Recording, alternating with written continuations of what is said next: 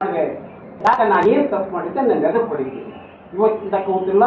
ಈಗ ನಿಮ್ಮ ಮೂಲಕ ನಾನು ಪ್ರಶ್ನೆ ಕೇಳ್ತೀನಿ, ಈಗಾಗಲೇ ಅದಕ್ಕೆ ಉತ್ತರ ಕೊಡಲಿ ಪುಣ್ಯಾತ್ಮ. ಅದಕ್ಕೆ ಉತ್ತರ ಇಲ್ಲ. ಮೊನ್ನೆ ಕೂಡ ನಾನು ಕೇಳಿದ್ರೆ ಅದಕ್ಕೆ ಉತ್ತರ ಇಲ್ಲ.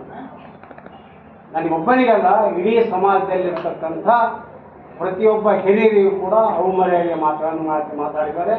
ಅಲ್ಲಿರ್ತಕ್ಕಂಥ ಎಲ್ಲರಿಗೂ ಸೂಳೆ ಮಗ ಗೋಳೆ ಮಗ ಅಂತೇಳಿ ಮಾತಾಡ್ತಾರೆ ಹೊರತು ಒಳ್ಳೆಯ ಮಾತಿನಿಂದ ಅವ್ರು ಎಂದೂ ಮಾತಾಡಿಲ್ಲ. ಇದು ಅವ್ರ ಸಂಸ್ಕೃತಿ. ಇಂಥ ಸಂಸ್ಕೃತಿಯ ವ್ಯಕ್ತಿ ನನಗೆ ಸ್ವಾಮಿಯಾಗಿ ಬೇಕೇ ಅನ್ನುವಂಥ ಪ್ರಶ್ನೆ ನಮಗೆ. ಇಷ್ಟೆಲ್ಲದರ ಮಧ್ಯೆ ನಾವು ಏನೇ ನಮ್ಮಲ್ಲಿ ಒಳ ಜಗಳ ಇದ್ರೂ ಕೂಡ 4 ಗೋಡೆ ಮಧ್ಯದಲ್ಲಿ ಕುಂತು ಬಗೆಹರಿಸ್ಕೊಂತಿದ್ವಿ. ಆದರೆ ಒಂದೇ ಒಂದು ಕಾರಣಕ್ಕೆ ನನಗೆ ಸೋಲ್ ಟ್ರಸ್ಟ್ ಮಾಡಿಕೊಡ್ರಿ ಅಂತ ಆ ಮನುಷ್ಯ ಕೇಳಿದ್ದಾನೆ. ನಾವು ನಮ್ಮ ಪ್ರಧಾನದಲ್ಲಿ ತಿಳಿಸ್ಬೇಕಾಗಿ ಅವರು ಆಗೋದಿಲ್ಲ, ಇದು ಇಡೀ ಸಮಾಜ 15 ಮಂದಿ ಟ್ರಸ್ಟಿವ್ ಅಂತ ಮಾಡಿದ್ದಾರೆ.